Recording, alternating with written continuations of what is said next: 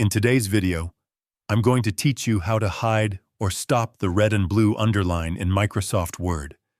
When you're working on a document, you may notice red and blue lines appearing under certain words or sentences.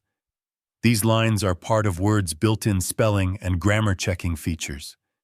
While they can be helpful, they can also become distracting, especially if you're focusing on formatting or working with content that Word may not recognize correctly. To remove these underlines, start by going to the top left corner of the screen and clicking on the File tab. This will open the main menu where you can access different settings for your document and the application. From there, look for the Options button, usually located near the bottom of the menu, and click on it. This will open the Word Options window, which contains a wide range of customization settings. Inside the Word Options window, select the Proofing section from the list on the left-hand side. This area controls how Word handles spelling and grammar checks. You'll now see several options related to automatic corrections and writing suggestions. To stop the red underline, find the checkbox labeled Check Spelling as you type and uncheck it.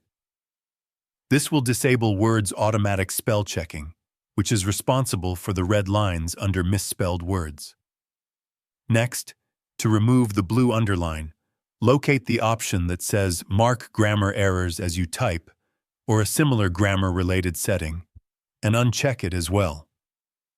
This will turn off grammar suggestions, which are usually indicated by blue lines. After making these changes, click OK to apply the settings. You'll immediately notice that the red and blue underlines disappear from your document. If you only want to hide these markings for a specific document, instead of turning them off completely, you can look for options like Hide Spelling Errors in this document only and Hide Grammar Errors in this document only within the same proofing section. This allows you to keep the feature enabled globally while disabling it for just one file. By adjusting these settings, you can create a cleaner workspace and focus more on your content without visual distractions. If you found this video helpful, let me know in the comments, give it a like, subscribe to the channel, and don't forget to hit the notification bell.